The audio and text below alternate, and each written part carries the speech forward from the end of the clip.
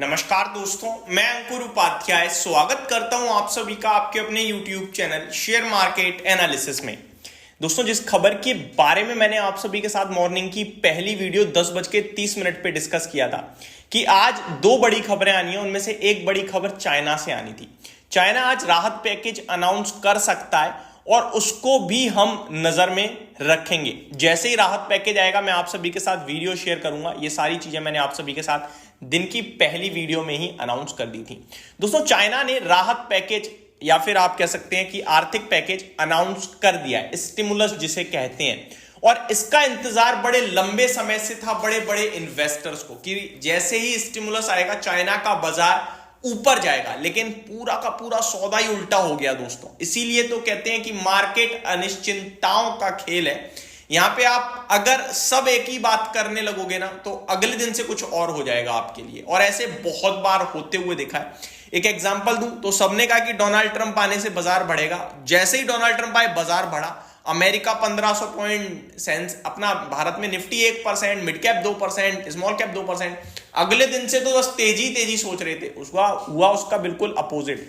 कल टूटा और आज तो धज्जियां उड़ा दी बाजार ने इन्वेस्टर्स के पोर्टफोलियो की।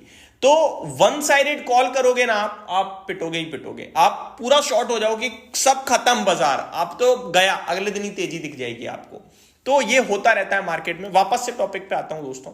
चाइना ने आर्थिक पैकेज कर दिया है अनाउंस। अब आर्थिक पैकेज कितना करा है और बाजार उनका निराश क्यों हो गया है। अब ऐसे में बड़े इन्वेस्टर्स स्पेशली एफआईआई क्या भारत वापस आएंगे या नहीं, वो वहीं जाते जाएंगे। इन सारी चीजों को मैं एक एक करके आप सभी के साथ शॉर्ट और सिंपल लैंग्वेज में कोशिश करता हूं डिस्कस करने की। सबसे पहले स्टिमुलस। जब कोई कंट्री ग्रो नहीं कर पा रही होती है तो उनकी सरकार अनाउंस करती है फंडिंग कि हम इतना पैसा खर्च करने जा रहे हैं, इस जगह पे करेंगे।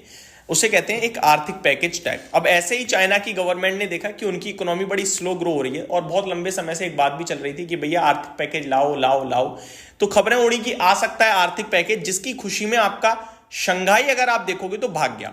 आप शंघाई के बाजार को मैंने आपको बताया भी था, आर्थिक पैकेज के चलते शंघाई के मार्केट में बड़ी तेजी देखने को मिली है। अगर मैं एक महीने की बात कर दूं शंघाई की, तो लगभग 2700 से 3500 की चाल दिखा दी है शंघाई ने। 2700 पे उनका इंडेक्स था और अभी करीब, इनफैक्ट मैं एक महीने भी ज्यादा बोल रहा हूं, केवल 5 दिन की ही बात करूं मैं तो 5 दिन में आप नोटिस करेंगे लगभग 3200 से लेकर 3500, यानी करीब 10-12% तो आपका 5 दिन में ही भाग चुका है इंडेक्स।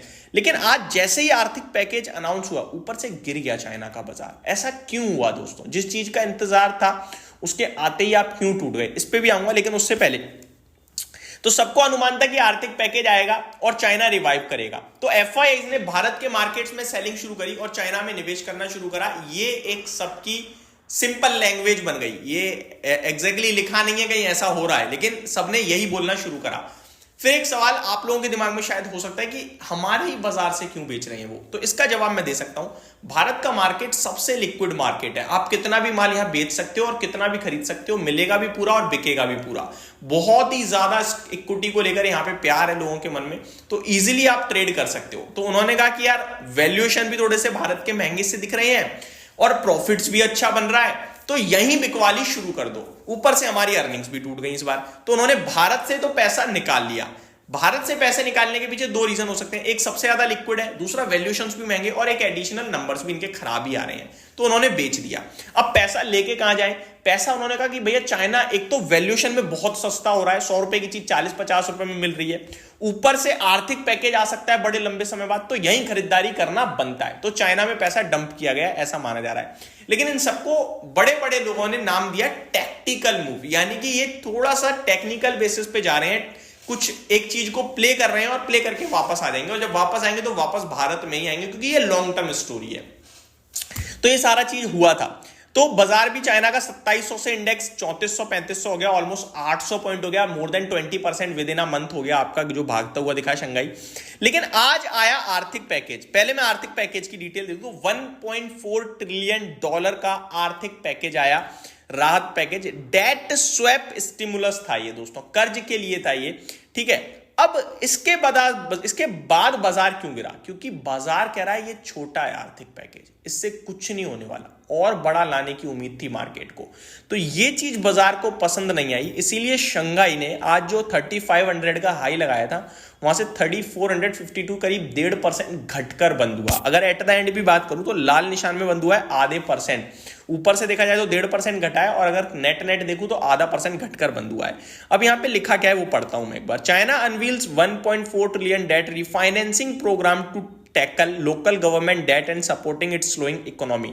तो गवर्नमेंट के जो कर्ज वगैरह उन्हें चुकाने का काम करेगा और थोड़े से इकोनॉमी को भी जो स्लो हो रही है उनका मदद मिलेगी। Economist however questioning if the measure will be enough to counteract broader financial pressures including potential export declines and structural debt challenges amid global economic uncertainties।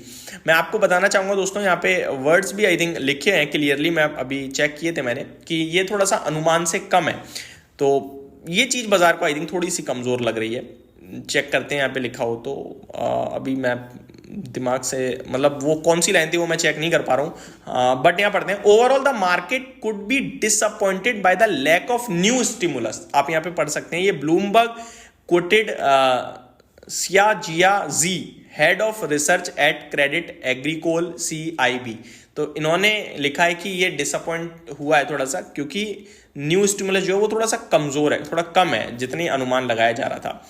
अब बात करी जाए तो एक अच्छी बात है कि चाइना कह रहा है कि भैया आगे चलकर और भी स्टिमुलस आ सकते हैं अगर हमें जरूरत पड़ी तो। इकोनॉमी उनकी थोड़ी सी स्लो डाउन होते हुए दिख रही है, 4.6% बढ़ी है, जिसमें 5% का उनका अनुमान था, तो उसको भी बूस्ट करने की कोशिश की जा रही है। तो ये सारी चीजें हो रही है दोस्तों। एक्चुअली देखा जाए तो अच्छा है भारत के लिए, क्योंकि चाइना के लिए जो भी खराब होगा भारत के लिए अच्छा होगा। चाइना ने स्टिमुलस अनाउंस किया लेकिन उससे मजा नहीं आया इन्वेस्टर्स को, तो मार्केट नीचे आ रहा है, तो ये भारत के लिए पॉजिटिव है देखा जाए तो। लेकिन एट द एंड देखो तो कुछ तो आ रहा है चाइना में, कुछ तो राहत आ रही है, तो शायद अभी भी लोग वहां पे जाना प्रेफर करेंगे, क्योंकि अपनी तो कंपनियों के भी नतीजे अच्छे नहीं आ रहे हैं। तो ये सारी की सारी डिटेल्स थी दोस्तों। अगली वीडियो में FIIs retail investors portfolio loss के बारे में बात करूंगा, बने रहिए चैनल के साथ। Thank you so much for watching this video, have a great day guys.